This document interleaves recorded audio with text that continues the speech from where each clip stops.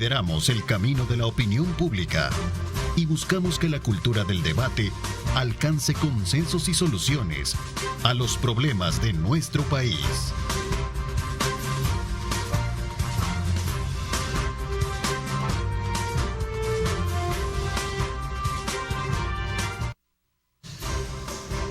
¿Qué tal? Buenos días, El Salvador, ¿cómo están? Qué placer enorme saludarles en esta preciosa y fresca mañana de día lunes 31 de julio de 2023. Quiero aprovechar también este momento, esta fecha, para poder enviar un caluroso saludo fraterno y solidario y por supuesto de respeto y admiración para todo el gremio de periodistas de nuestro país y aquellos que nos están también viendo a esta hora de la mañana. Sin duda alguna sabemos que avanzamos bajo la definición de conceptos, de realidades, en donde nos corresponde desde luego recoger todos aquellos acontecimientos que nos permiten difundirlos, redactarlos, comentarlos y sobre todo también para fortalecer esa base constructiva de democracia que tienen los medios de comunicación, como el que estamos, desde luego, como el que estamos en este momento y que me ha permitido a lo largo de estos 24 años, fíjese, 24 años de estar en Grupo Megavisión, desarrollar ese periodismo sin ataduras, sin ningún tipo también de situaciones que coarten ese derecho de libertad de expresión, siempre y cuando va cumpliendo esos cánones de respeto y ética que deben de distinguir a un buen medio de comunicación y a un buen periodista. Así es que vaya entonces no solo esa descripción de la realidad interpretativa, explicativa y orientadora que tenemos los medios de comunicación, los periodistas, sobre la realidad nacional, como lo decía en su momento varios escritores, sino más bien a seguir trabajando por construir una mejor democracia en El Salvador. Así es que un saludo fraterno para todos. Bienvenidos a esta semana que sin duda alguna es una semana de vacaciones importantes, algunos días, pocos días, pero lo importante es que tenemos como bien estar casi abriendo las puertas, el telón de un periodo vacacional. Así es que de día, bienvenidos. Vamos de inmediato, desde luego, a hacer un análisis pertinente de temas importantes de país.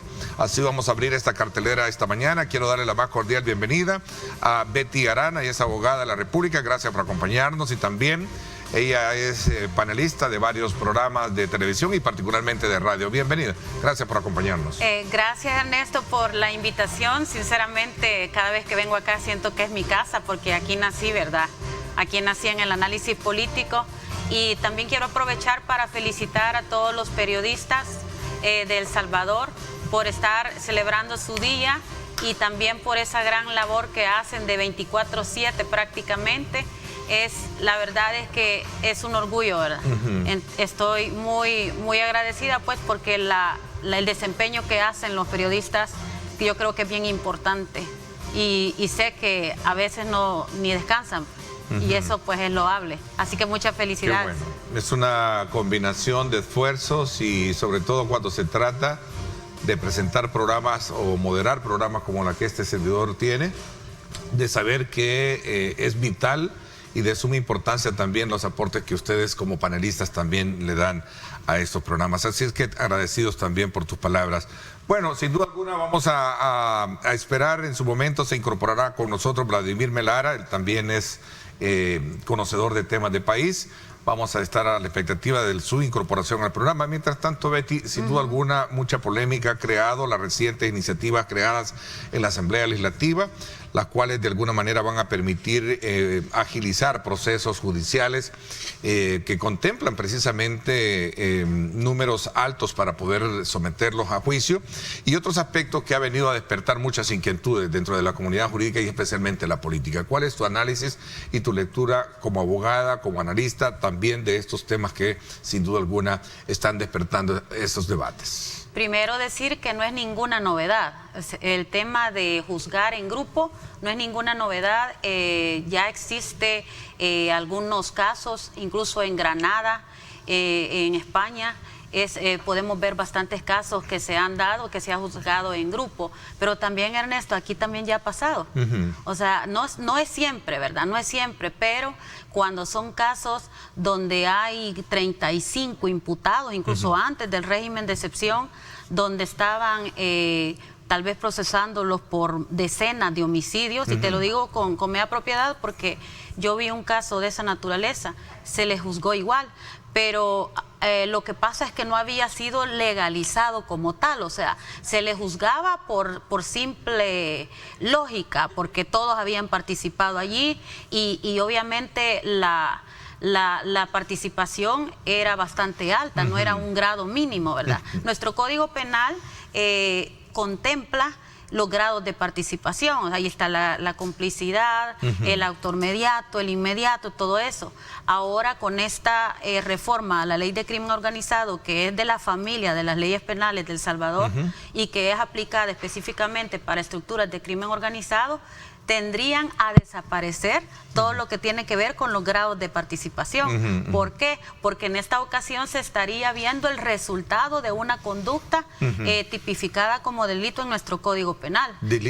Conducta colectiva, que es lo que de alguna manera ha generado la crítica, ¿no? Porque el sometimiento judicial de grupos que contemplan X cantidad, eso de alguna manera trae consigo un solo, como decía en el debate el pasado miércoles en radio, un solo atarrayazo, lo cual serían justos por pecadores. Ese es un punto medular que todavía no está tan clarificado para poder comprender si realmente es, digamos, consecuente con una realidad o verdaderamente es atentatorio contra los derechos. Pero es que ¿qué piensas? Es que lo que pasa es que el modus operandi de las estructuras de crimen organizado, todos conocen cuando van a cometer un delito. O sea, por ejemplo, si van a cometer una extorsión, hay alguien que vigila para el que va a ir a recogerla, hay otro que está verificando si ya la tienen, o sea, hay otro que está viendo si la policía anda cerca, o sea, hay una serie de acciones que se complementan porque trabajan en equipo. Trabajan en grupo, entonces no estaría pagando justos por pecadores, todos saben lo que está sucediendo a la hora de cometer un delito. Entonces, el resultado, por ejemplo, si es una privación de libertad que terminó en un homicidio, por ejemplo, todos participaron. Que uno no giró el gatillo o que no tuvo el contacto inmediato, no quiere decir de que no haya tenido la misma culpabilidad que el que lo ordenó. O sea, ese tipo de vinculaciones es porque pueden ser ligados y ser condenados, decían, sin pruebas en juicios masivos. Eso fue lo que en algún momento... lo que pasa es que la oposición va a tratar la manera de buscarle cinco patas al gato, como cinco decimos, patas al gato y de con eso administrar mejor su discurso o su narrativa de que se violentan derechos humanos, pero no se violentan, porque... Hay que ver, como tú bien describes, en su momento entonces la parte funcional, operativa y conectiva que hay en todo esto. Exactamente, o sea, como te digo, de una estructura de crimen organizado, digamos que hay 20, pero de esos 20 se dividen los diferentes, digamos, acciones que cada uno va a realizar en torno a un secuestro, en torno a un sicariato, por ejemplo, o en torno a una extorsión. Entonces, al final, todos tienen un grado de participación. Ahora, nuestro Código Penal lo que contempla es que algunos grados son mayores, otros son menores. Entonces, lo que sucedía era que la pena, tal vez para el que ejecutó la acción de quitarle la vida a otra persona, era más grande que el que la ordenó. Entonces, con esta reforma que se viene a dar en nuestra ley de crimen organizado, con esto todos van a pagar igual. O sea, no importa si aquel solo estuvo vigilando, no importa si el otro fue el que lo ordenó y el otro lo ejecutó, tampoco importa si los otros llenaron todos los requisitos como por ejemplo, fueron a cortar la luz para que el lugar quedara oscuro, por ejemplo, ¿verdad? Y poder llegar allí a secuestrar a la persona o a quitarle la vida. O sea, todos los factores, todas las acciones que realiza cada uno de los del grupo van a ser juzgadas de la misma manera. Y no se violenta ningún derecho porque todos actuaron, solo que cada quien hizo su papel que le correspondía, pero al final todos actuaron y se logró el cometimiento de un hecho punible que también se le llama delito, se logró. Entonces lo que se juzga es qué es lo que se violentó, el producto que se obtuvo de esa acción y todos los que colaboraron, y obviamente colaboraron en grupo. Y esa es la singularidad de cómo actúan, de cómo trabajan las estructuras criminales. A ver, hay otro elemento que me gustaría conocerlo desde tu perspectiva, ¿no? Sobre todo por el señalamiento y el cuestionamiento que en su momento se hace, y es precisamente esa figura de que los jueces ahora prácticamente estarían dando el aval de manera directa en un proceso de esa naturaleza, algo que la oposición o los críticos o algunos abogados están llamando que serían jugar el papel de pasapapeles en este caso, valga la redundancia. En ningún momento, esa es una ofensa para nuestro sistema de justicia, decirles pasapapeles, ¿verdad? Porque los jueces, antes de llegar a ser jueces, pasan por una preparación bastante grande, se preparan en un montón de aspectos. Ahora, lo que sí quizás hay que evitar es que a la hora de capturar a una persona, tiene que haber alguna mínima garantía de que esa persona sí pertenece a la estructura criminal, porque en un dado caso, te voy a poner un ejemplo. El jueves capturaron a 4 policías que cobraban a las víctimas. En Sonsonate, por cierto. Sonsonate, que cobraban a las víctimas. Allí, ¿qué hacían ellos? Cobraban a las familias de los capturados. Pero ¿sabes cuál era el delito que ellos incurrían? Ellos secuestraban a esas personas. Ellos estaban, no es retención como lo dice la policía, ellos estaban secuestrando, porque la diferencia entre una privación de libertad con un secuestro es que en el secuestro se exige dinero y ahí ellos exigían dinero. Vaya, ponerle un ejemplo, ese ejemplo es algo bien importante, porque ponerle que hayan más policías haciendo eso. Entonces, ¿qué pasa? Ese se lo pueden llevar a un grupo que puede ser juzgado y esa persona puede ser inocente. Entonces, allí sí hay que tener mucho cuidado. O sea, el asunto está en el momento de la investigación. Si en el momento de la investigación se determina que sí, efectivamente una persona puede pertenecer a una X pandilla, entonces sí pasa, ¿verdad? Y ya el juez ya puede determinar en base a la prueba, que ya sería en grupo, en base a la prueba, que el caso pase, digamos, a la segunda etapa, como es la fase de instrucción. Pero si no es el caso, entonces sí, allí sí siento yo que se pudiera violentar algún derecho. Estas reacciones que se han generado alrededor del tema, muchos creen que es producto de la falta de haber hecho las consultas pertinentes, aunque se hicieron. Una de ellas fue la presidenta de la Sala de lo Penal, que estuvo ahí. Sandra Chica. Sí, y hizo varias observaciones. Entonces, ese elemento de juicio en su momento no deja de crear o recrear este ambiente polémico que se tiene. Te pregunto si esto debió haber tenido, y tú que eres abogada, si esto debió haber tenido realmente las discusiones, los análisis, los estudios pertinentes para poder de alguna manera despejar todas estas dudas que se dejaron en el camino. Lo que pasa, Ernesto, que en el tema del régimen de excepción, cuando se aplicó por express, de una forma express, por lo que sucedió hace un año. Por darle respuesta inmediata a aquella matanza a los 87 homicidios que hubieron ese fin de semana de marzo, el último fin de semana de marzo. Entonces, ahorita obviamente se tiene que adecuar la ley para seguir manteniendo el régimen de excepción, porque el régimen de excepción va a continuar hasta el 2024. Yo no creo, es más, que ayer creo que hubo un enfrentamiento donde lesionaron a 2 agentes policiales. Entonces, ¿eso qué significa? Que un buen porcentaje de pandilleros todavía está escondido y todavía andan haciendo sus actividades ilícitas. Entonces, no podemos darnos el lujo de detener el régimen de excepción y provocar de que volvamos al estado en el que nos encontrábamos. No nos podemos dar ese lujo. Entonces, para hacer yo no sé, llamaron a los que tenían que llamar. ¿Quién es más experto que magistrados de la Sala de lo Penal? ¿Quién es más experto? ¿Quién más experta que la magistrada Sandra Chica?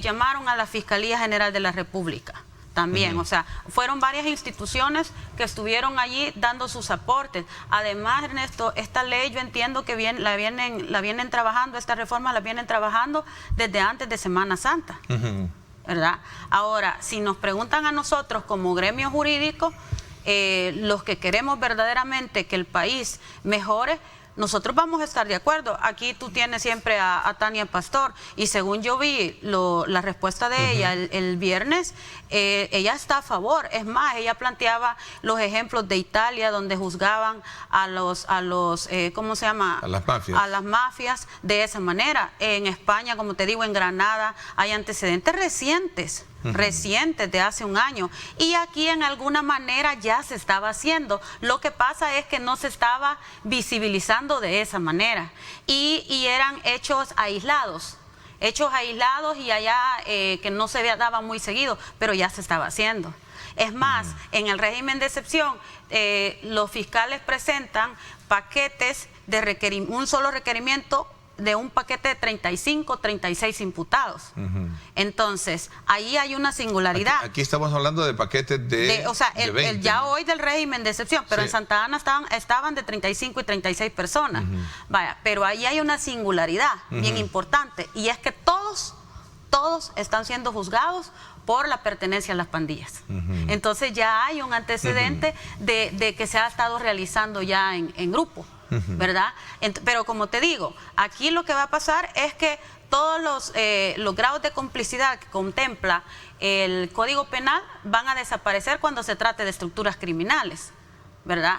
Y lo que se va a juzgar es cómo al final todos fueron partícipes de un producto que salió de una acción. Puede ser un homicidio, puede ser un secuestro, puede ser privación de libertad, extorsión, y cualquiera de la gama de delitos que realizan estos pandilleros, por decirlo así, porque es exclusivamente a los pandilleros. Pero eso también se puede dar en los casos de narcotráfico y lavado de dinero.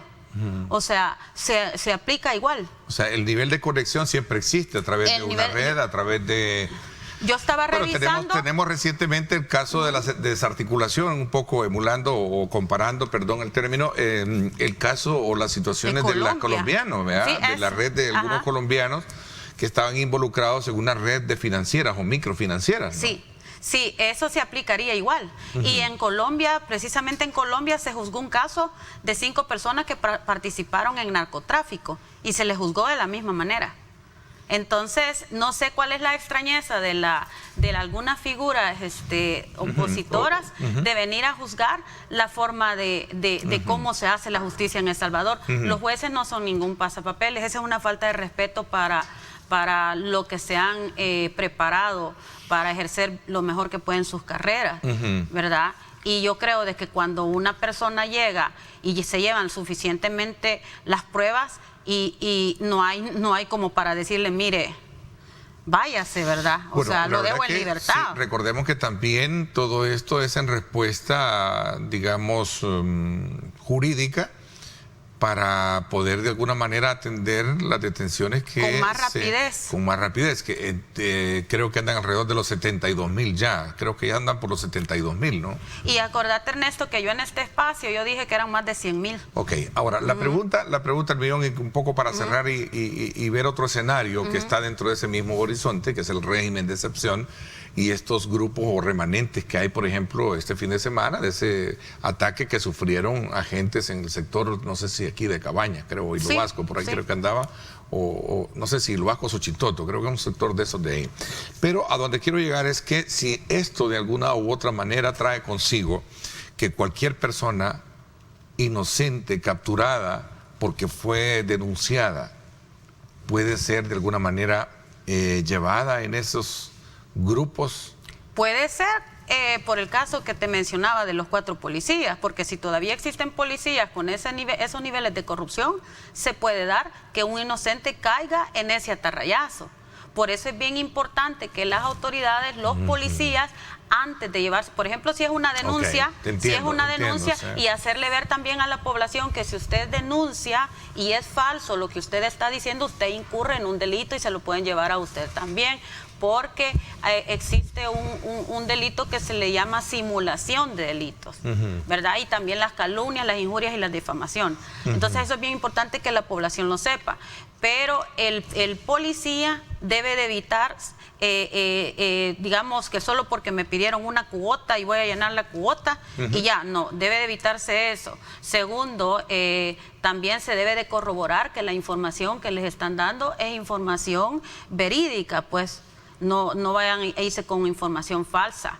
Yo creo que lo primero que tienen que hacer es revisar los registros de donde tienen allí, porque en los cantones donde hay centros de la policía, en los municipios, los policías saben más o menos quiénes pueden andar metidos en cosas. Entonces tienen que, antes de digamos ir a detener a alguien, tienen que revisar bien. Y lo otro es que si a alguien les cae mal, porque a veces pasa que los policías pueden hacer eso, dicen, el buen salvadoreño lo dice, le armaron un tamal, pero mientras ese tamal se destapa, el otro está preso allá y después ¿quién le devuelve sus derechos? Hay un periodo ampliado de instrucción, ¿verdad? De 12 meses más de lo que se tenía, ¿no? Hoy es para 2 años. La mayoría de audiencias estaban para septiembre, pero sí han pedido más. Lo que pasa es de que el Código Procesal Penal nos da siempre 6 meses, ¿verdad? 3 meses es el mínimo y luego 6 meses, y luego el fiscal, si no tiene los elementos necesarios para fundamentar su acusación, pide otros 6 meses más. De manera que no debe de pasar los 2 años. Y también eso lo contempla la ley del crimen organizado, que es para 24 meses, porque es una ley transitoria. Esto es transitorio. Y lo contempla así 24 meses porque no deben de durar más de 2 años digamos, el proceso de una persona, de cualquiera, ¿verdad? Si en 2 años no se ha logrado probar, la persona puede salir en libertad. Entonces yo creo que también por eso hicieron lo de que fueran 24 meses lo transitorio. Ahora, tú mencionado el tema de los remanentes, sin duda alguna el régimen de excepción, parte del argumento por el cual se mantiene la prórroga es porque precisamente no se ha logrado todavía llegar hasta el último remanente que existe. Prueba de ello es el ejemplo que poníamos del fin de semana y otros que están por ahí, ¿no? Y otros que están, de hecho también se han dado capturas. Otro reciente que se dio hace 15, 20 días en el sector de Oriente, allá por mi tierra, ¿no? No, y se han dado capturas por todos lados, capturas en Santa Ana. Sí, todavía de gente con, digamos, con simbología. Sí. Tatuados con simbología de Mara, ¿no? Así es. Y también quizás otro llamado de hacerles a la población es que ya no usen esas mudras. Realmente la palabra se llama mudra, las señales que usan los pandilleros y que algunas las confunden con la señal que hace los rockeros. Bueno, eso acaba de pasar con el diputado de Nuevas Ideas, ¿no? Que fue denunciado, por cierto, ¿Qué piensas de ese caso? Es que lo que sucede, yo veo ahí más que todo un problema doméstico del partido. Así lo siento. Doméstico del partido, Nuevas Ideas. Del partido Nuevas Ideas. Quizás allí hay algunos problemas internos y allí se están como tirando. Por eso yo no he opinado mucho al respecto. Pero sí le hago el llamado a la población de que palabras, la jerga que utilizan los pandilleros, porque automáticamente se nos queda a veces, ¿verdad? Porque hemos convivido, a 3 cuadras, 4 cuadras había un pandillero, pues. Entonces, jerga que usan los pandilleros, mudras, que aquí los conocemos como señales que usan los pandilleros y que pueden tender a confundirse con las de los rockeros. Señoras y señores, ya no usen nada de eso, porque aquí cualquier mudra o cualquier señal puede ser malinterpretada y mientras se aclaran las cosas, usted va a estar allá preso. Entonces, mejor evitemos. Y lo mismo la jerga, ¿verdad? Lo mismo la jerga. A veces con los jóvenes pasa que ellos hablan así y no se dan cuenta que están cayendo en un lenguaje que han utilizado los hipotes, ¿verdad? Los hipotes malos. Ahora, es una situación en la que el diputado ya aclaró a través de un comunicado, ¿verdad? Pero que ha despertado más inquietudes. Yo lo que pienso, Ernesto, es que el fiscal general tiene la obligación de proceder mediante, digamos, a través de una denuncia que fue en las redes sociales, ¿verdad? Sí. Ahora sí me extraña que un asesor de la presidencia, como es la naturaleza de quien lo denunció, no haya acudido a la Fiscalía General de la República. Ahora, si es una calumnia, pues obviamente el diputado tiene derecho a acudir a las instancias pertinentes, en este caso sería un tribunal de sentencia, a interponer su querella, ¿verdad? Y a a hacer que se le devuelva su derecho violentado. Pero yo sí considero que es mejor investigar para que salgamos de la duda, porque ahorita estamos que, bueno, si tú ves, yo no sé si tú viste las redes sociales anoche, pero las redes sociales anoche estaban bombardeando terriblemente al diputado, ¿verdad? No le creen. No le creen. Sí, porque él dice que es un símil de los, ¿cómo se llama? De rockero. De rockero, ¿verdad? Sí, sí, es que a veces tenemos, yo soy rockera, pero yo no hago esos ¿no mudras. haces tú esos No, lo que pasa ademanes, es, lo que pasa en esto, que ese mudra que estos muchachos presentaron, cuando se anula con el dedo pulgar, cuando se anula el dedo del centro y el anular, estás anulando a Dios, porque el dedo del centro significa Dios. Entonces, según los hindúes y todos ellos, ¿verdad? Significa Dios, entonces anulás a Dios.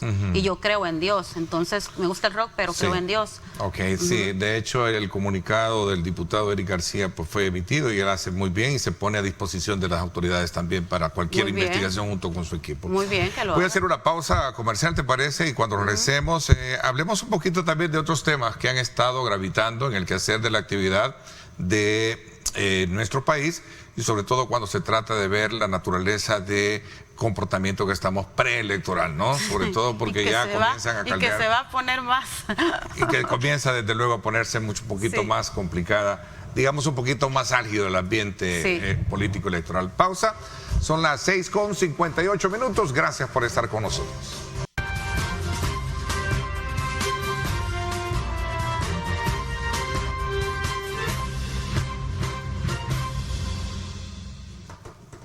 Bien, gracias nuevamente por estar con nosotros a esta hora de la mañana, de día lunes. Tenga usted también en consideración estamos ya a las puertas para iniciar las fiestas agostinas, las fiestas de San Salvador, en honor al Divino Salvador del mundo. Esta mañana se me informa que Vladimir Melara, que es nuestro segundo panelista invitado al programa, ha tenido contratiempos de salud, por lo cual no va a poder acompañarnos. Así es que, Vladimir, sabemos que siempre sos cumplido con tus compromisos y esperamos pues que logres recuperar pronto de salud y podernos acompañar con tus análisis acá en el programa. A ver, Betty, hay un tema que no quiero pasar por alto y que tiene que ver precisamente con toda esta situación por la que el gremio médico en su momento ha estado enfrentado también con las autoridades con relación a temas relacionados con la solidaridad que mostraron en un grupo de médicos contra dos de sus colegas que habían sido en su momento cuando sucedió lo del Estadio Cuscatlán. Una situación que los llevó desde luego a ser separadas de sus cargos. Ahora en solidaridad también se van ellos a dar declaraciones, los suspenden y ahí está la situación que sin duda alguna advierte que de no tratarse, como lo dicen algunos analistas, esto podría llevar a una situación mucho más caótica, pues se trata del gremio médico como tal, ¿no? Sí. ¿Cuál es tu lectura? Bueno, yo pienso de que el gremio médico es tan importante como también es importante la red pública de salud, ¿verdad? Y lo más importante de todo esto son los pacientes. Ahora, pero también toda persona en algún momento tiene derecho a decir lo que siente. Y yo creo de que aunque digan existe una ley que no permite que los doctores digan lo que sienten o que se asocien y todo, pero yo sí sé que hay organizaciones dentro de los hospitales que en alguna manera velan porque los derechos de los otros se cuiden. Es más, hay gente del mismo Ministerio de Salud que se encarga de coordinar y de sentarse con esos sindicatos. Ahora, yo pienso de que antes de tomar decisiones, las decisiones deben de analizarse. En el caso de las doctoras, cuando fueron separadas de sus cargos, eso fue ipso facto. Ellas hicieron el mal comentario porque fue un comentario bien desatinado en Twitter, lo hicieron y el siguiente día ya se habían dado declaraciones de que estaban separadas de sus cargos, o sea, sin un proceso que es lo normal. El artículo 12 de la Constitución dice que todos tenemos derecho a un debido proceso.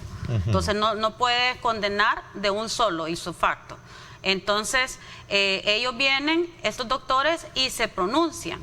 Entonces entra una serie de ataques una serie de ataques contra estos doctores y al principio parece que despidieron 12 y después creo que llegaron a 30. Ipso facto, sin derecho a audiencia, sin derecho a un debido proceso. Yo pienso una cosa, cuando tú te enfermas, tú buscas un médico, no buscas un político. Entonces, aquí lo idóneo, lo correcto era que se sentaran y dialogaran. Y es lo que todavía se puede hacer, porque no podemos darnos el lujo de arriesgar el sistema de salud pública por un capricho de uno u otro bando. Entonces aquí alguien tiene que retroceder y decir, sentémonos, hagamos una mesa de diálogo. Incluso el mismo ministro el siguiente día hizo un Twitter donde decía que el diálogo era importante. O sea, él no esperaba menos yo del ministro Rolando Castro, ¿verdad?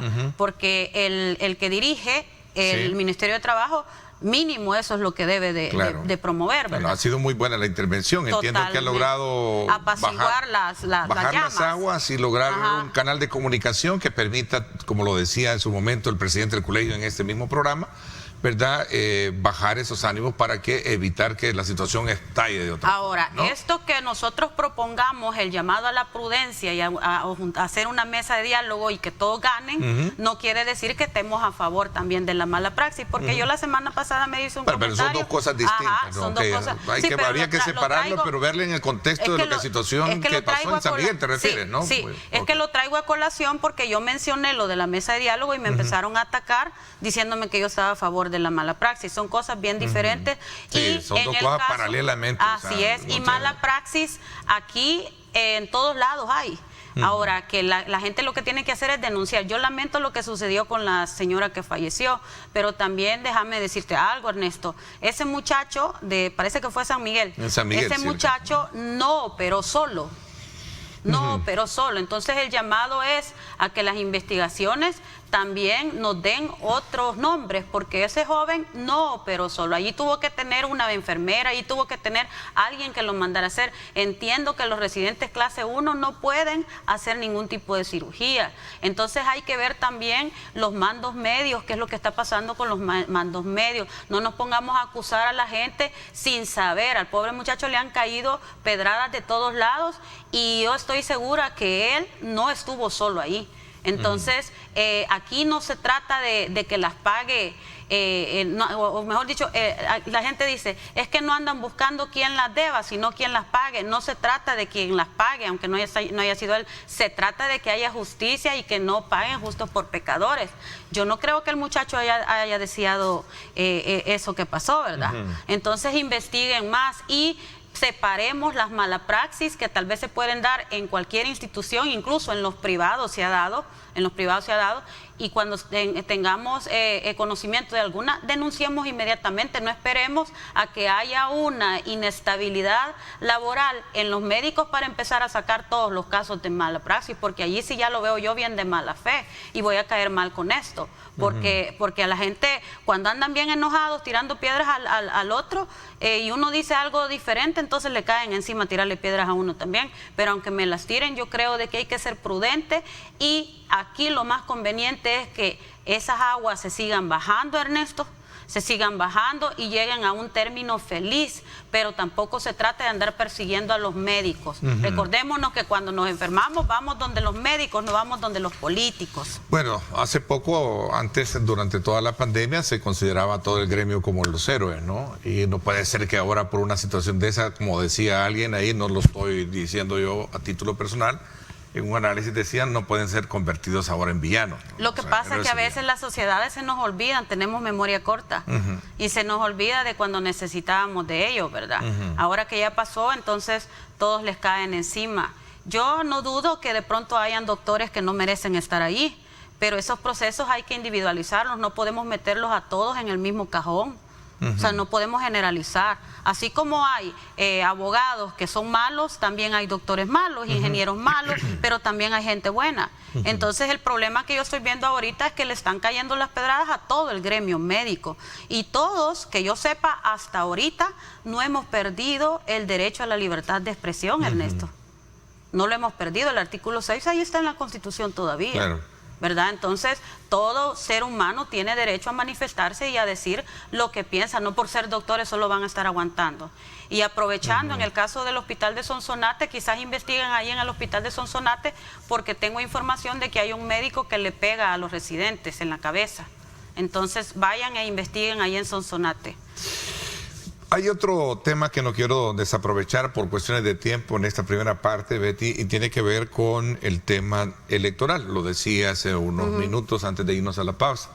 Hace poco acaba de emitir un comunicado el Tribunal Supremo Electoral en el cual hace hincapié de la necesidad que los partidos políticos o los candidatos, ¿verdad?, que ya están prácticamente definidos por los partidos políticos, cuiden no violentar el principio de legalidad que establece el Código Electoral referente a la campaña electoral adelantada, especialmente con el uso de las redes sociales.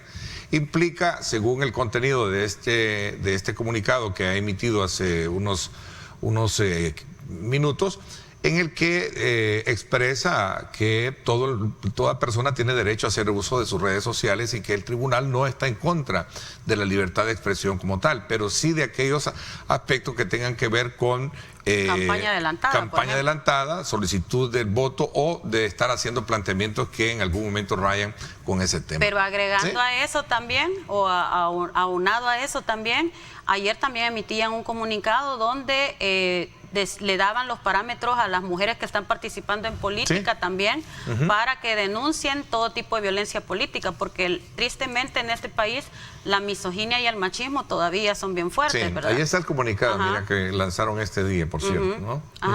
Sí, yo creo que es bien importante que se cumplan los requisitos que exige la ley electoral, incluido la campaña adelantada, ¿verdad? Pero todos tenemos derecho, y lo otro es que quizás vayamos aprendiendo a ser tolerantes, ¿verdad? Vayamos aprendiendo a ser tolerantes, y que las personas, por mucho que no nos gusten, pero también tienen derecho a participar, aunque sean de otros partidos políticos, aunque sea el FMLN, que no, tal vez yo te puedo decir, yo no quiero que el FMLN ya, ¿verdad?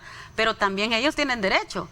Entonces lo que podemos hacer nosotros es escuchar. Yo digo, ni siquiera se vayan a bandera política, escuchen la propuesta, vean la persona, porque a veces tristemente los partidos llevan a los mismos que ya fueron como 9 años, porque eso es otro que he visto, Ernesto, que no ha habido refresh.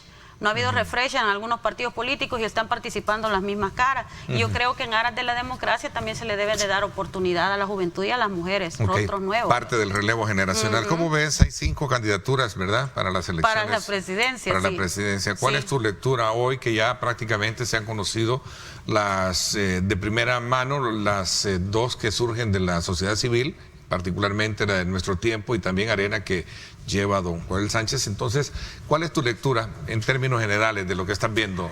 Y un poquito más en el contexto de una realidad neutra, para poder, digamos, conocer las debilidades, la fortaleza que a lo mejor puede tener o llegará a tener este proceso electoral.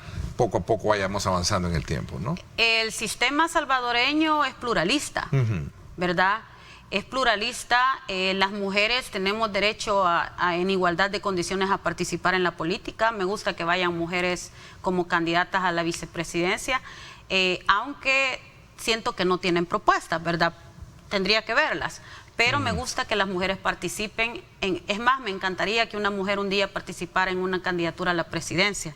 Ahora, son 4 que van a competir contra Nayib Bukele, pero la popularidad arraigada de Nayib Bukele, más el trabajo que ha hecho como presidente, le da prácticamente el triunfo en un 98%, me atrevería a decir, en las elecciones de 2024. Entonces, las posibilidades que tienen estas 4 fórmulas son prácticamente nulas, y van a ir, algunos yo creo que ni siquiera van a llegar a las elecciones, algunos yo creo que van a morir en el intento, en el camino. Desde ya yo los puedo caracterizar como unos abortos políticos, y tristemente pues, pero todo lo que está sucediendo ahorita es producto del mal trabajo que hizo Arena y el FMLN. Entonces ellos también han tenido la culpa, ¿verdad? Pero tristemente la fórmula, yo creo de que no van a levantar. Ni la última, que es con este señor Fuerza Solidaria, Montalvo, y también conozco más a don Lito que al que va de candidato a presidente. Ninguna va a levantar. Entonces al final solo va a haber una especie de democracia participativa, pero nada más. Porque en la reelección del presidente Nayib Bukele es un hecho. Don Javier Renderos. Javier Renderos es un ingeniero, entiendo. Ajá. Entonces, yo sí, bueno, si ellos tienen sueños, ¿verdad? Tienen que luchar por sus sueños, es normal. Pero también yo creo de que hay que partir de realidades, Ernesto. O sea, me hablas de realidad en cuanto a los sondeos que muestran una popularidad, desde y es luego, que no solo son los sondeos, o sea, no solo son los sondeos, o sea, yo que ando a pie, que ando en bus, o sea, yo tengo un contacto bien directo con la gente y yo te puedo decir de que los sentimientos de la gente hacia el presidente Bukele son bien positivos. Es más, gente que no lo quería, ahora lo aceptó por el tema del régimen de excepción.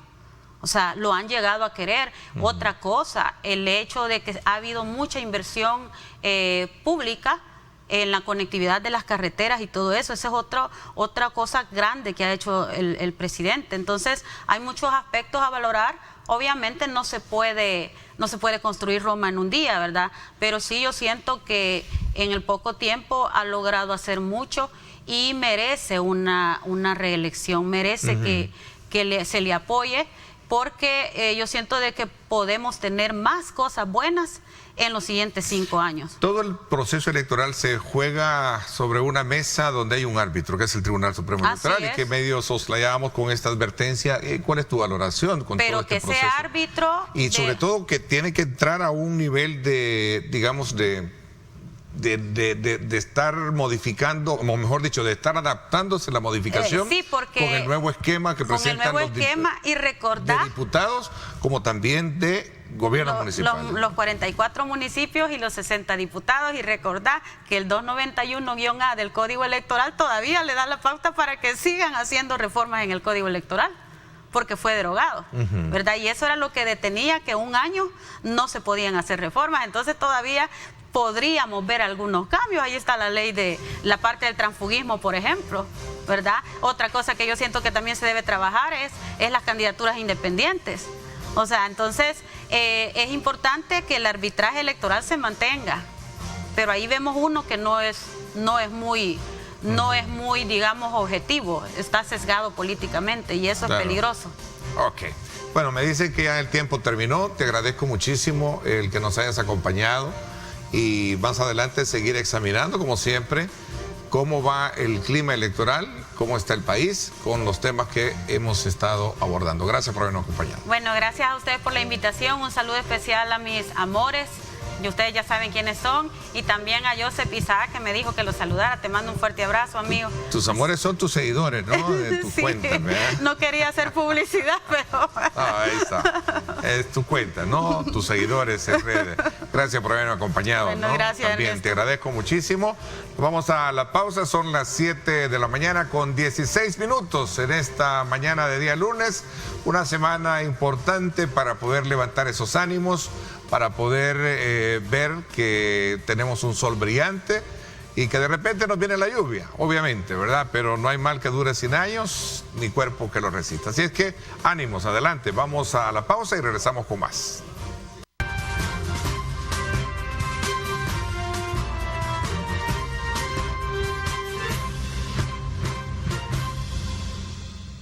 Bien, gracias. Antes de dar paso a la presentación de nuestro segundo invitado, la segunda parte del programa, quiero recordarles que el verdadero ahorro en medicamentos está en Farmavalue. Visita nuestras sucursales y comprueba que aquí encuentra los precios más bajos los 365 días. O si prefieres evitar largas filas, usa la app con la opción Yo Paso. Eliges la sucursal que prefieres y listo. Tu pedido estará listo en 20 minutos o es gratis. Así de fácil y rápido es pedir desde tu verdadera app del ahorro, como es Farmavalue, para que tú tengas el medicamento así, inmediatamente en tus manos.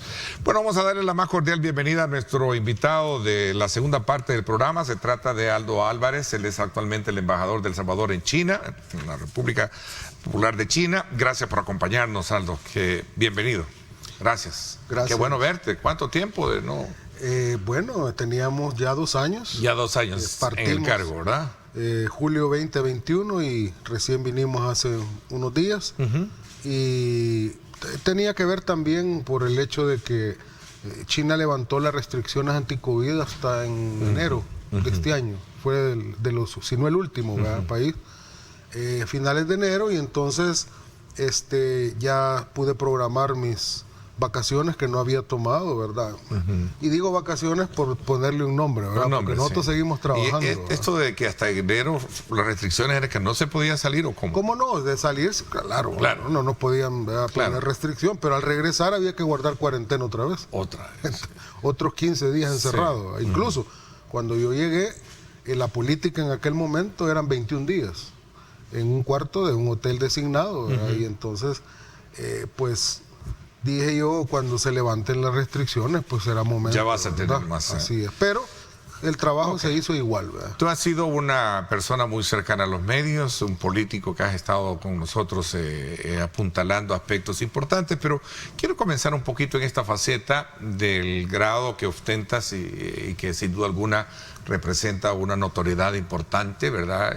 Ser el embajador de nuestro país frente a China. Creo que eso es una de las cosas para cualquier persona como un gran galardón.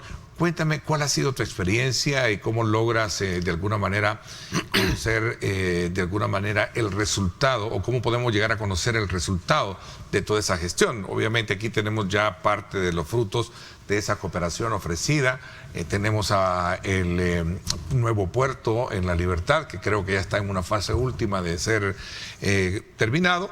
Tenemos también el tema de la biblioteca, el centro de la capital, el centro histórico, y por supuesto estos proyectos tan emblemáticos como es el caso de la planta potabilizadora. Cuéntanos un poquito más allá de la experiencia y entrando un poco en detalles de lo que estoy mencionando. Sí, bueno, muy rápidamente, cuando yo llegué hace 2 años, pues yo no lo escondo, fui a encontrar algo cercano a lo deplorable, lo que dejaron, ¿verdad?, la administración anterior. Había un par de personas y una secretaria, y eso era todo, ¿verdad? Yo casi que siempre digo que una bodega es lo que fui a encontrar. Y a partir de ahí, ¿verdad?, y con la inspiración y la visión que nos da el presidente Bukele de trabajo, comenzamos a trabajar duro, y en pandemia, porque llegué en medio de la pandemia, además. Con todo eso comenzamos a trabajar, y gracias a Dios, pues puedo decir con gran satisfacción que hemos impulsado, hemos sacado adelante, ha crecido la embajada. Ahora ya en unos meses, en octubre nos estamos mudando al nuevo local de la embajada, que es una residencia mucho más grande. Tenemos ya 4 consejeros, una ministra consejera. Yo inauguré el consulado general, no había consulado general. Estamos gestionando también la posibilidad de un nuevo consulado fuera de Beijing. Tenemos consejero económico y comercial. Logramos ya registrar 13 empresas cafetaleras salvadoreñas, 13 productores que ya pueden exportar a China. De hecho, yo estuve reunido con ellos esta semana pasada para plantearles mi nueva estrategia de exportación a China. Vamos con las características del mercado chino, que pues tiene sus diferencias con otros mercados. Lo mismo con nuestros licoreros también, ¿verdad?, que es una industria fuerte. Y así, con todos los rubros, estamos avanzando. La aduana china tiene sus complejidades, no es tan fácil, lleva una curva de aprendizaje, ¿no? Bueno, digamos la burocracia, ¿no? Aparte de eso, hay tratados, ¿cómo se le llama? Tratados relacionados con el comercio, ¿no? Que también habría que ver cómo se adaptan, ¿eh? No, y que ellos tienen tablas arancelarias que se les aplican por países, dependiendo del país que es, ¿verdad? Entonces, también hay que... Con nosotros entiendo que tienen una muy buena... Hay flexibilidad y hay una muy buena... Lo que pasa es que un buen entendimiento. Lo que pasa es que como país tenemos buena relación, y este servidor también ha forjado una buena relación. Has logrado fortalecer esa comunicación. Así es. Yo tengo que decirlo, tengo una muy buena relación con el gobierno, con las distintas instancias, porque logro comprender el sistema. Nos lleva un tiempo entenderlo. Acordémonos que China, por sus características, tiene su propio sistema político, ¿verdad?, muy particular. Sí. Entonces hay que entender cómo funciona, ¿verdad? Yo tengo una muy buena relación tanto con el gobierno, el partido y la parte empresarial. Y con lo que tú decías, ¿verdad?, los proyectos de cooperación, pues Lo que toca es impulsarlos y agilizarlos, ¿verdad? Allá uno sabe qué institución es la encargada de ir empujando, ¿verdad?, la parte procedimental, y nosotros estamos en constante comunicación, como tú decías, ¿verdad? Por ejemplo, ya la biblioteca está casi terminada, lo mismo el nuevo Puerto de la Libertad, y estamos por comenzar también en los próximos días la nueva planta potabilizadora del lago de Ilopango, que también es parte de los proyectos de cooperación. El estadio, ya estamos en la etapa de adjudicación de la obra, porque una empresa hace el diseño, que es una empresa distinta, y otra empresa es la que lo construye, ¿no? Entonces ahorita ya se pasó de esa etapa y ya vamos a la etapa, van a la etapa de adjudicación de la obra. Estará también entonces por comenzarse, y así estamos con distintos proyectos que obviamente no son pues tan... lleva su trabajo, su tiempo impulsarlos, se van caminando, ¿verdad? Los grandes proyectos de infraestructura, pero lo que tiene que tener clara la población es que se está haciendo, o sea, que se está trabajando, ¿verdad? Y se van a hacer, en el contexto de que lo más seguro es que el presidente, pues nuestro presidente, va a ser favorecido con la elección, y vamos a tener suficiente tiempo y periodo para concluir los demás. Ya vamos a hablar un poco de los temas políticos, el motivo también es de aprovechar esto. A ver, cuéntame un poquito sobre esa adaptabilidad. ¿Cómo ha logrado, digamos, impactar la política de nuestro país frente a el país a donde tú nos representas? Sobre todo porque ha trascendido la figura del presidente y su política, especialmente en el tema de seguridad, por caso muy específico. Cuéntame un poquito. Mira, con mucho orgullo hay que decirlo, y aquí, aunque alguien quiera venir y criticar y decir, no, es que él está hablando bien porque es funcionario de gobierno, y porque tiene que hacerlo, no es mentira. Nuestro país ahora es conocido internacionalmente por la figura de nuestro presidente, así como en el pasado, desgraciadamente, era conocido por la figura de los criminales. Ahora es conocido por la figura de nuestro presidente, y te lo dicen. Yo, pues, a mí no me lo tengo que inventar, ni tampoco tengo imaginación, ¿verdad?, de guión de película. A mí me lo dicen en las reuniones. Mire, que admiramos a su presidente realmente, lo que está haciendo, lo conocemos, y la gente te dice, ¿de dónde está El Salvador? El país del presidente Bukele. Y uno se queda, ¿verdad? Ese es el reconocimiento que tiene, porque la gente se informa, mira en los medios lo que está ocurriendo en El Salvador, y lo ven con admiración, porque no es algo normal que suele ocurrir por estos lados, en esta región, en Latinoamérica, incluso en el resto del mundo, porque esto es sui generis, porque lo que se está haciendo en este país no tiene precedente. Se está haciendo rápido, se está haciendo bien, y está dando resultados concretos en un tiempo, hombre, por Dios santo, si en un año y unos cuantos meses este país atrás era otro país, en apenas un año. En otros países que a lo mejor han implementado políticas públicas para poder aplacar y para poder entrarle a la criminalidad, han llevado décadas literalmente, o países que para desarrollarse han llevado siglos. O sea, 100 años para desarrollarse, 150 años, pero aquí lo estamos haciendo a pasos agigantados y en contextos adversos, porque este presidente que tenemos nosotros, le tocó cuando asumió, le tocó asamblea contraria, pandemia, guerra internacional, inflación mundial, y aún así pandillas, criminalidad, pandillas, y que los demás gobiernos dejaron saqueado el erario público, y con todo eso se está haciendo lo que se está haciendo. Se quedan impresionados. Entonces a mí me llena de mucho orgullo, y eso nos inspira también, a mí particularmente me inspira a trabajar más fuerte, más duro, con más, ¿verdad?, ánimo. Y en lugares tan lejanos como en China, la gente lo reconoce y te dice, el país del presidente Bukele.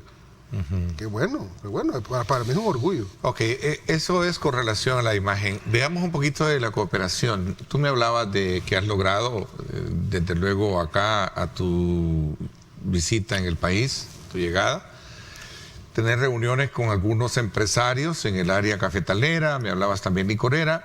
A ver, cualquier empresario, para nadie es un secreto saber que el mercado nuestro está obviamente muy copado, ¿verdad?, de productos chinos, de fabricación china, y que es un mercado al que le apuesta muchísimo el empresario nuestro, ¿no? ¿Qué facilidades hay? ¿Qué mecanismos se han logrado, digamos, como identificar y ofrecer para que los salvadoreños hoy en día puedan saber que hay una embajada? Porque la embajada es bien importante. La embajada es como el facilitador que abre todo ese escenario y ese abanico de oportunidades en varios aspectos, diplomáticos, comerciales, políticos, etcétera, etcétera, no migratorios. Pero hay el elemento empresarial, el elemento económico, que creo que, ¿verdad?, que es importante conocerlo. Porque a lo mejor se estarán preguntando, yo quiero importar, quiero ver qué facilidades me dan para ir a China a importar productos para El Salvador, o exportar también, ¿no? Sí, bueno, nosotros trabajamos de la mano, porque ese es el mandato que nos da el presidente, el gobierno articulado, sí. No somos islas, con, por ejemplo, Invest, lo que antes era Proesa, ¿verdad? Ahora Invest, ¿verdad? Tenemos una muy buena relación con el Consejo Salvadoreño del Café también. Sin ir muy lejos, te mencionaba yo que hace unos días estuve reunido en el Consejo con los principales... O sea, que tiene 2 semanas de estar acá en el país, ¿no? 2 semanas, sí, okay. Sí, 2 semanas. Estuvimos reunidos con los principales productores de café que ya tienen registro en China para poder exportar. Es necesario estar registrado en la aduana para poder exportar. Y estamos ya... a las puertas de implementar una nueva estrategia de exportación del café. Y nosotros como embajada lo que nos toca es promover las exportaciones y las inversiones.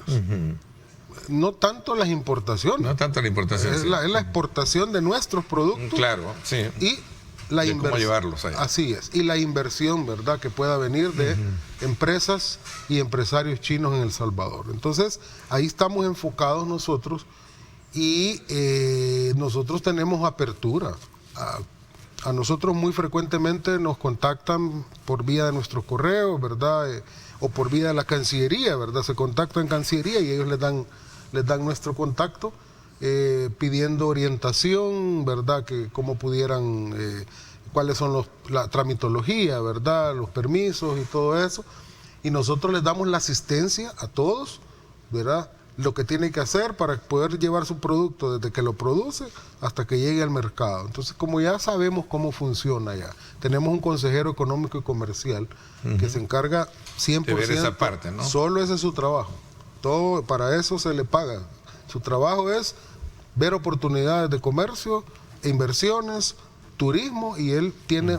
promover el país frente a ese escenario. En el área comercial. Ese es su trabajo. Y pues lo está haciendo muy bien, ¿verdad? Y como te digo, ya estamos cerca también de que obtengan su registro los licoreros, ¿verdad? A los que nosotros le vamos dando. Yo de hecho tengo una reunión también con ellos la próxima semana, después de vacación.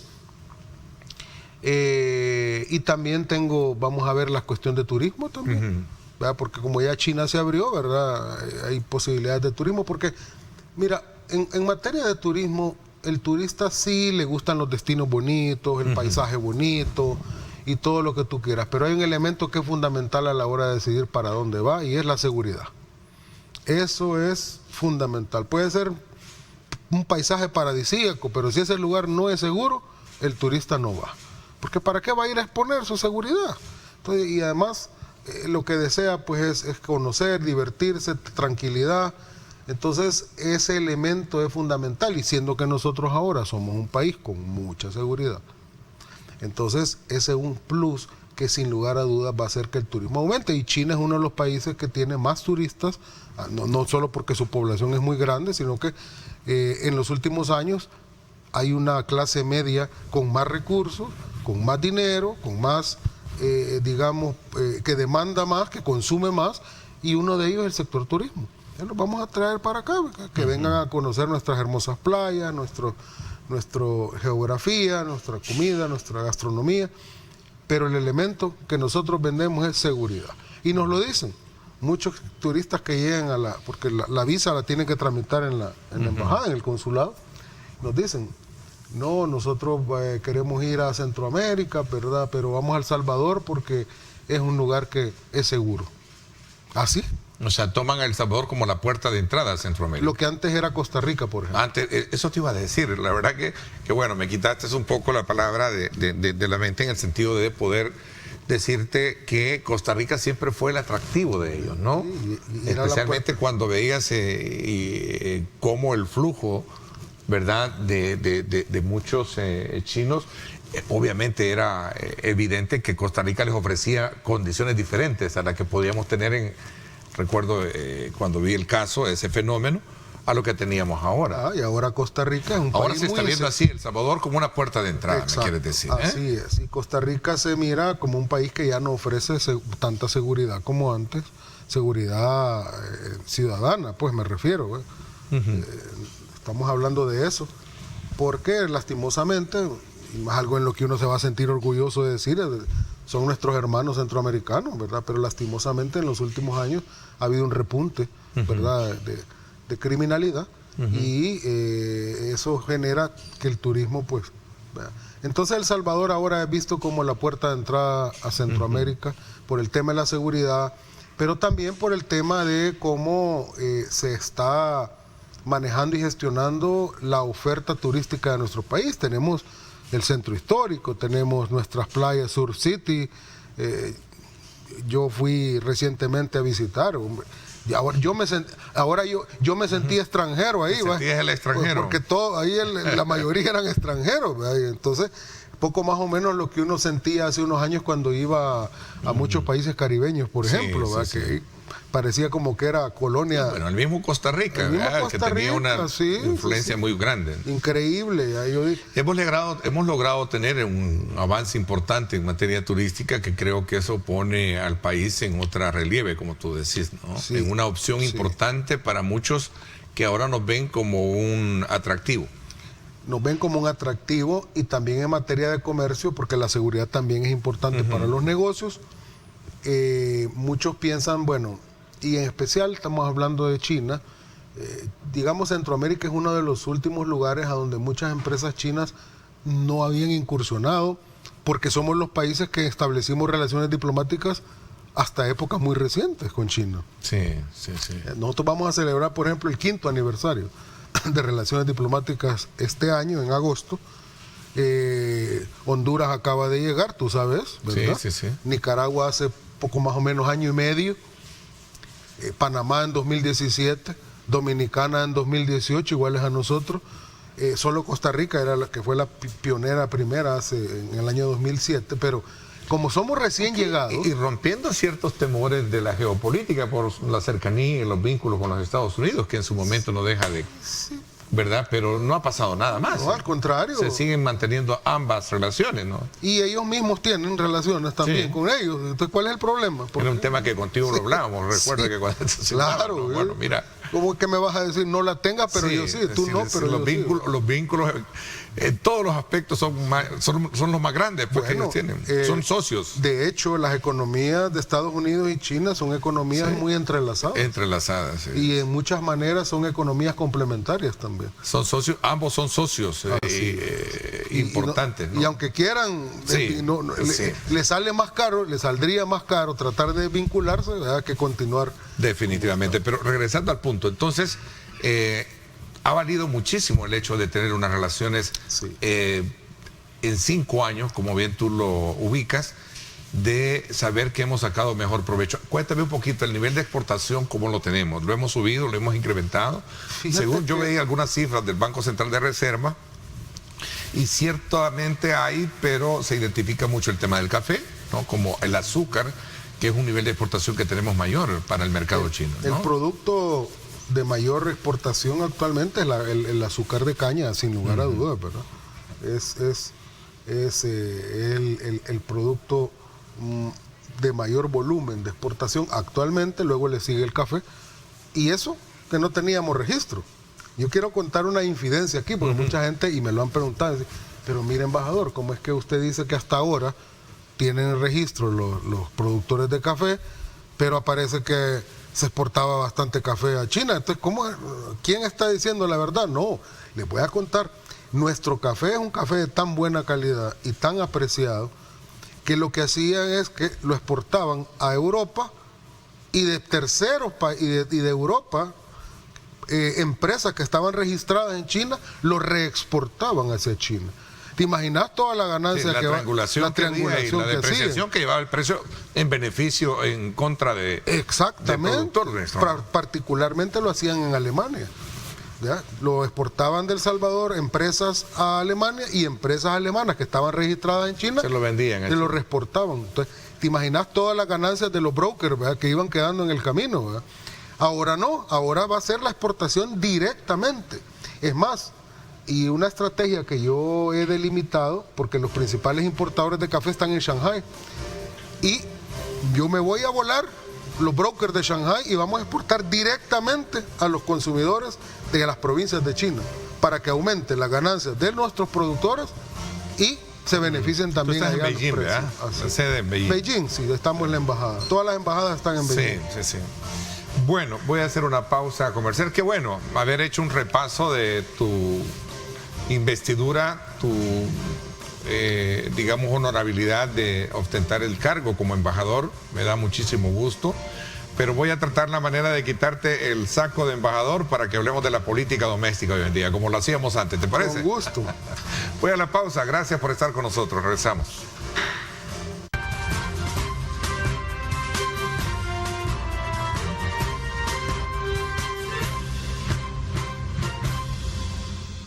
Bien, gracias nuevamente por estar con nosotros a esta hora de la mañana. Agradecemos de ustedes la fiel sintonía en nuestro programa y por supuesto también continuamos nuestra conversación con el embajador de El Salvador en China, Aldo Álvarez, que nos acompaña esta mañana.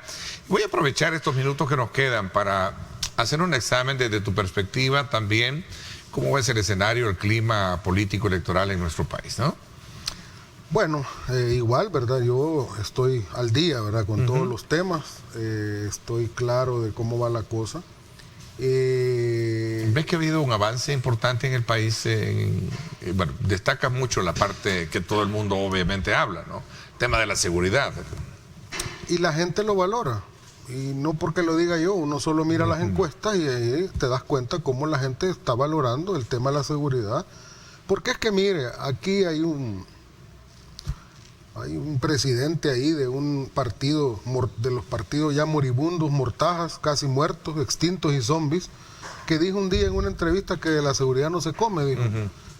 Pobrecito, ¿verdad? Él desubicado totalmente, porque cuando tú tenés seguridad, se abre la posibilidad y el abanico de que la creatividad de las personas y de los ciudadanos se pueda proyectar para poder encontrar formas de actividades productivas para poder subsistir, para poder tener sus ingresos, ¿verdad? Y la gente del salvadoreño, mira, Neto, el salvadoreño no solo es resiliente, sino es creativo. La gente la seguridad, solo deme seguridad y el salvadoreño encuentra la manera de generar una actividad para lograr darse a sí mismo y satisfacer sus necesidades. Y eso es lo que está ocurriendo.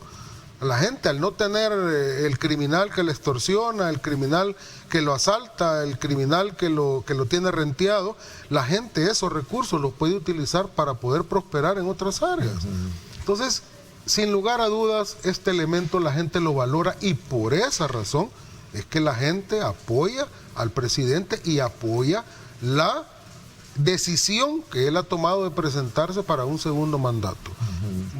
Digamos que yo, porque tengo formación jurídica, tú sabes, ¿verdad? Sí, claro, sé que eres abogado. Yo no le llamo reelección, porque la reelección tiene otras características, sino segundo mandato, la posibilidad de un segundo mandato, que es lo que va a ocurrir.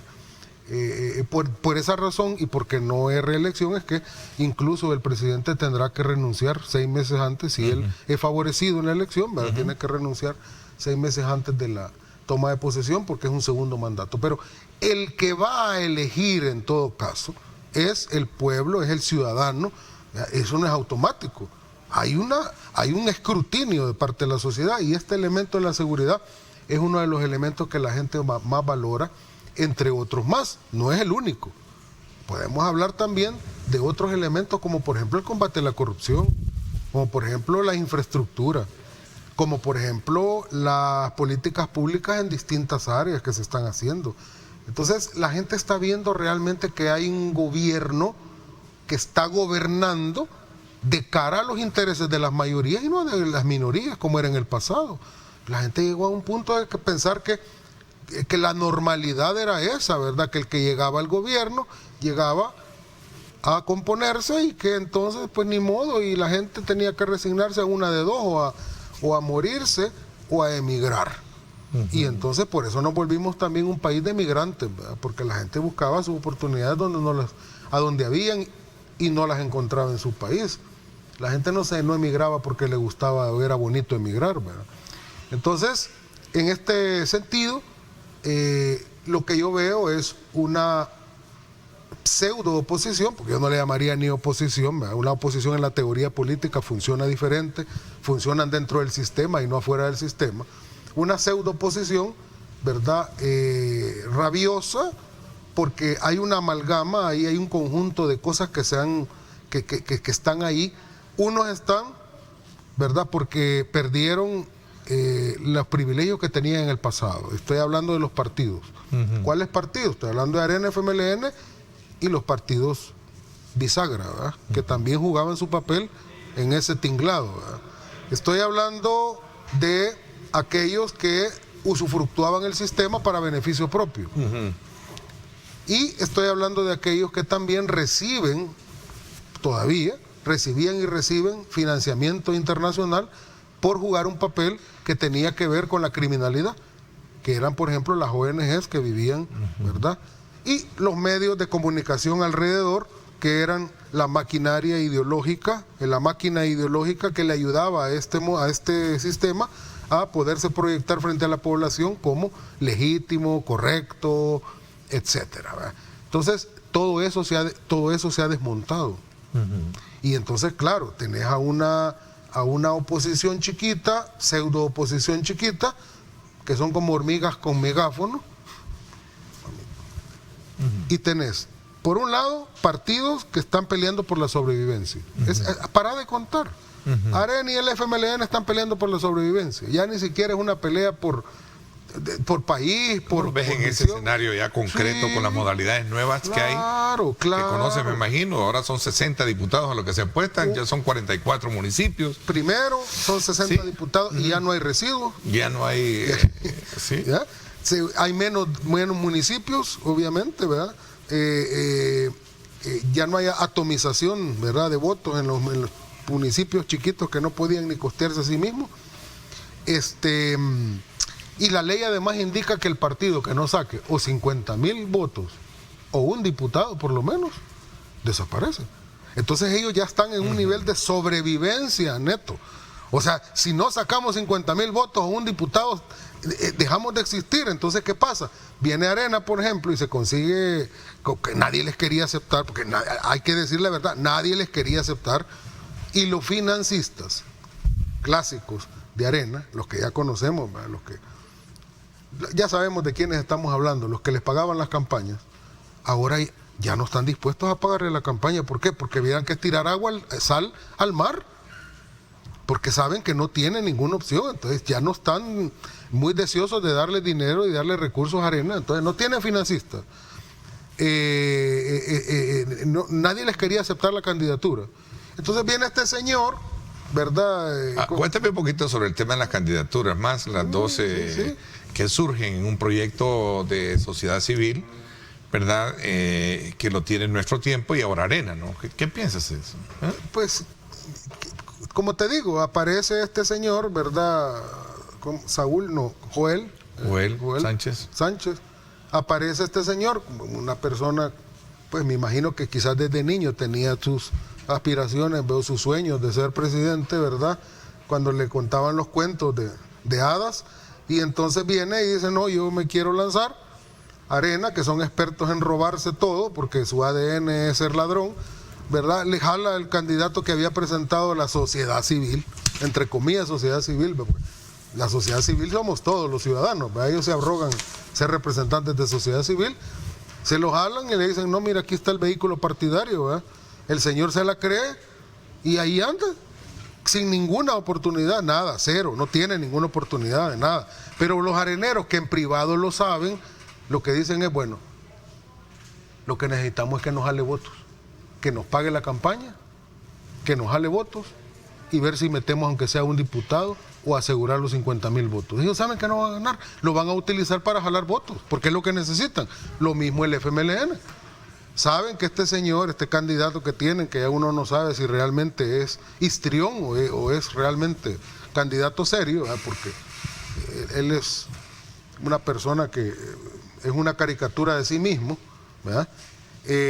También lo que necesitamos es jalar votos, ganar votos, para que el partido no desaparezca. Y el FMLN está todavía en una situación muchísimo más crítica que Arena. Cuéntame un poquito por lo del la fórmula del FMLN. ¿Sí? ¿Por qué está en una situación más crítica? Porque en la última elección no solo sacó menos diputados que Arena, sino que además los diputados que sacó fueron por residuo del FMLN. Entonces ahora con el nuevo esquema, ¿verdad? A donde se eliminan los restos menores, como se llaman en la teoría electoral, ¿verdad? La teoría política electoral, se eliminan los restos menores, ellos saben que ya no van a poder entrar ni siquiera por residuo. Entonces ellos sí están preocupados por desaparecer, más que Arena. Arena también está preocupado por desaparecer, ¿verdad? Entonces, ¿qué pasa? Dicen, bueno, tenemos que llevar candidato, porque muchas veces hay gente que les planteaba, no lleven candidato, porque van a segregar el voto, ¿verdad? De la oposición, hay que ir candidato unificado. No, tenemos que llevar candidatos para que marquen la papeleta presidencial, porque son votos valiosos. Entonces, claro, ahí va el FMLN tratando de rezándole a todos los santos para no desaparecer. Y esa es la lógica. Ok, el tiempo se me fue. Aldo, quiero agradecerte que en tu calidad de embajador nos hayas puesto al día de cómo están las relaciones con República Popular de China, cuáles son los avances que se ha tenido, ¿verdad? Y sobre todo en la consolidación de esas relaciones para beneficio de quienes quieran ver precisamente ese mercado como una oportunidad de negocios, ¿no? Y sobre todo también de vínculos directos de cooperación, que son bien importantes y que los hemos mencionado. Te agradezco muchísimo y te doy una feliz estadía en el país. Gracias Ernesto, muy amable y siempre un gusto estar aquí. Y pues cuando tengas a bien invitarnos, estamos a la orden. Salud a todos. Gracias, te agradezco muchísimo. Por mi parte, esto es todo por hoy. Pásenla bien. Y como siempre, recuerden lo más importante, amar a Dios sobre todas las cosas. Lideramos el camino de la opinión pública y buscamos que la cultura del debate alcance consensos y soluciones a los problemas de nuestro país.